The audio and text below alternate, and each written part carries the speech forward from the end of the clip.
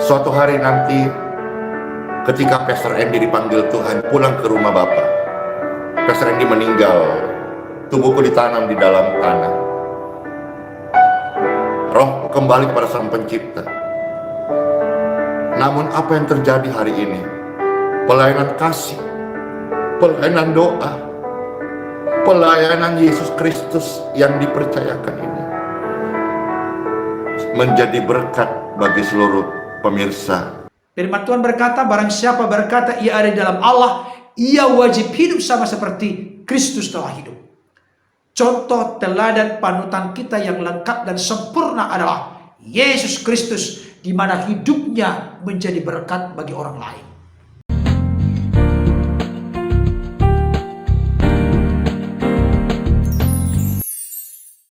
Shalom. Salam sejahtera dalam kasih Tuhan kita Yesus Kristus.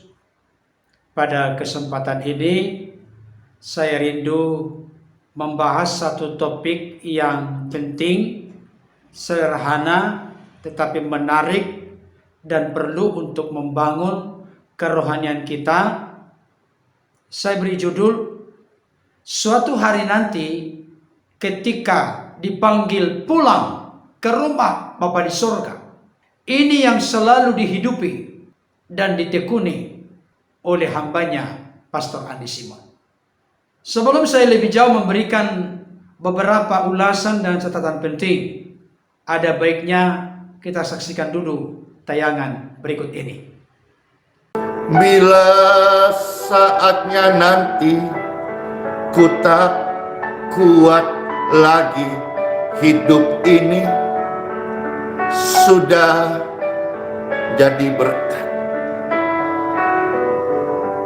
Suatu hari nanti ketika Pastor Andy dipanggil Tuhan pulang ke rumah Bapa, Pastor Andy meninggal, tubuhku ditanam di dalam tanah, roh kembali kepada Sang Pencipta. Namun apa yang terjadi hari ini? Pelayanan kasih, pelayanan doa, pelayanan Yesus Kristus yang dipercayakan ini menjadi berkat bagi seluruh pemirsa dan pendengar di mana saja berada. Setiap kita Bapak Ibu punya kesempatan untuk menjadi berkat. Siapapun Bapak Ibu, kita memiliki kesempatan yang sama untuk menjadi berkat. Dan hal yang kita mau tekuni, kita mau setia, yaitu doa. Doa dilakukan bisa dari dalam kamar yang kecil, dari dalam kamar yang sederhana, ruangan pribadi Bapak Ibu. Tapi dari ruangan yang kecil, melalui doa dapat melakukan perbuatan yang besar. Dari ruangan yang kecil, melalui doa dapat terjadi hal-hal yang sangat-sangat besar. Doa kita itu bisa menjadi berkat loh.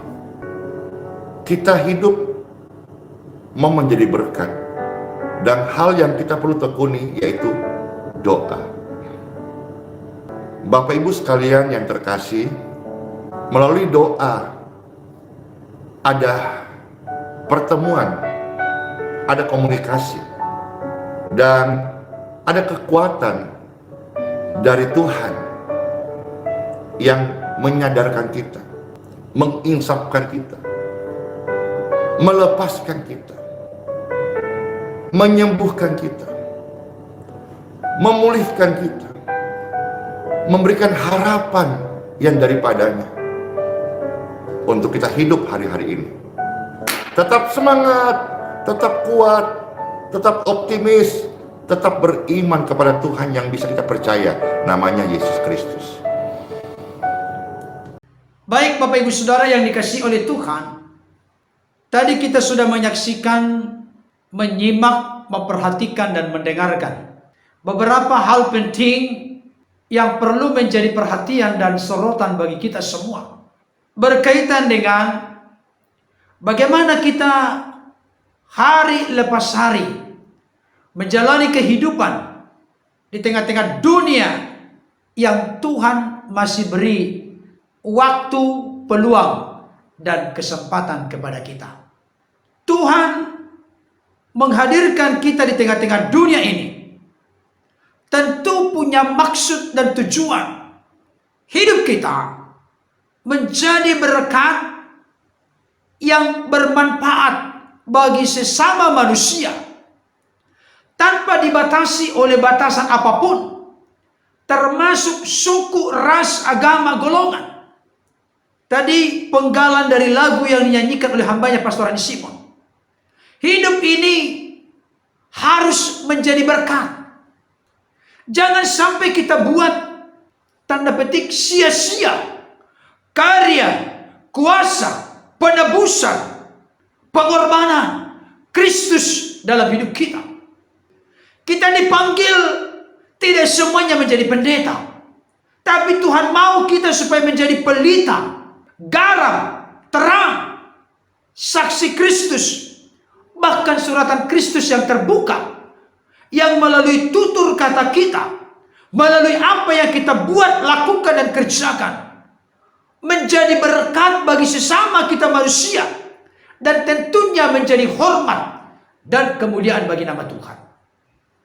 Saudaraku yang dikasihi oleh Tuhan, hambanya Pastor Rani Simon jelas memberikan pesan-pesan selama hidup di tengah-tengah dunia ini, supaya kita terlibat dan melibatkan diri dalam pelayanan kasih kepada sesama manusia. Inilah yang menjadi sorotan publik sekarang ini kepada hambanya. Orang-orang berdatangan dari berbagai tempat untuk didoakan aliran kesembuhan in Jesus name, dalam nama Tuhan Yesus.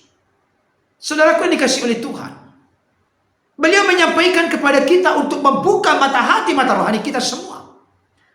Tuhan ternyata memberikan kesempatan yang sama untuk kita menjadi berkat bagi sesama manusia. Saya perlu sampaikan kepada kita semua untuk benar-benar membuka hati dan pikiran kita. Salah satu ukuran sukses berhasil di mata Tuhan adalah sukses dan berhasil yang sudah dihidupi, diteladankan, bahkan ditinggalkan oleh Yesus sebagai inspirasi sempurna dan terbesar bagi kita.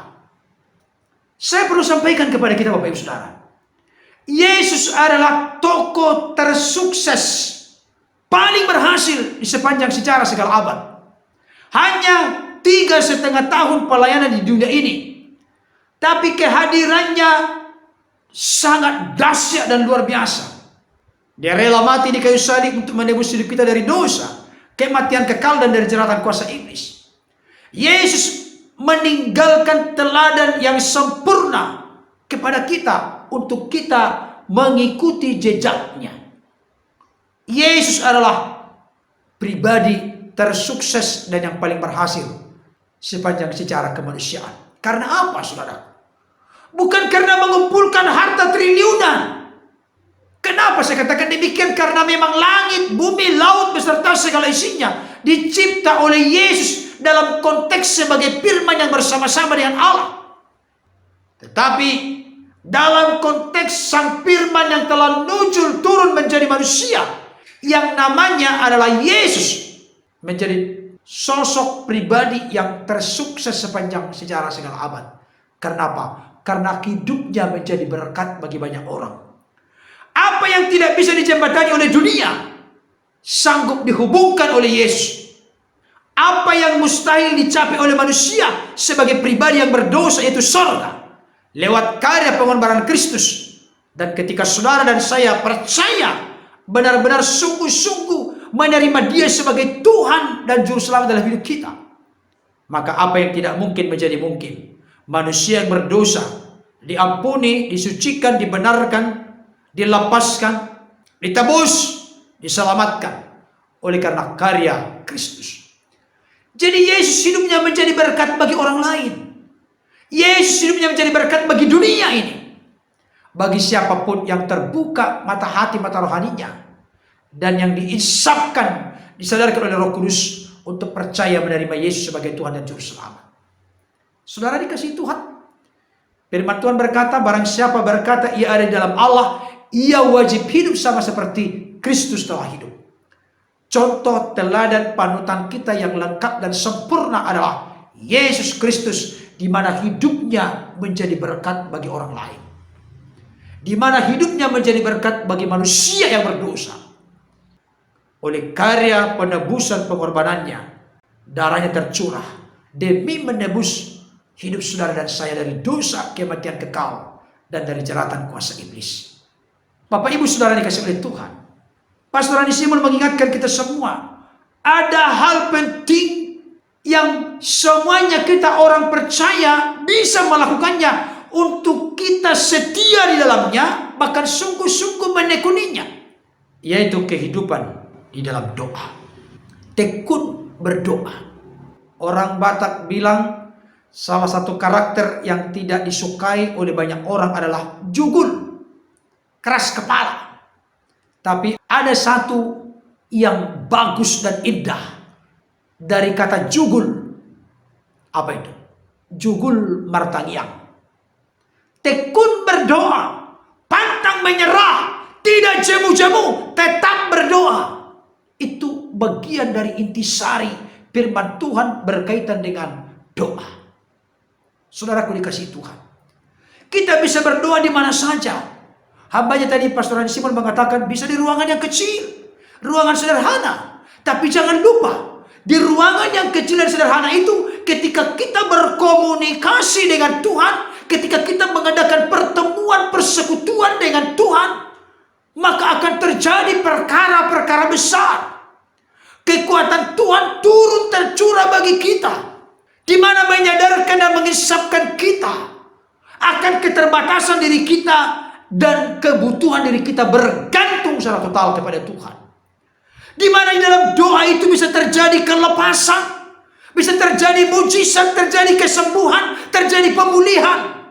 Bahkan di dalam doa, apa yang tidak mungkin menjadi mungkin. Karena apa, saudaraku? Karena firman-Nya berkata, tidak ada yang mustahil bagi Tuhan. Tidak ada yang mustahil bagi orang yang percaya. Doa orang benar bila dengan yakin didoakan sangat besar kuasanya.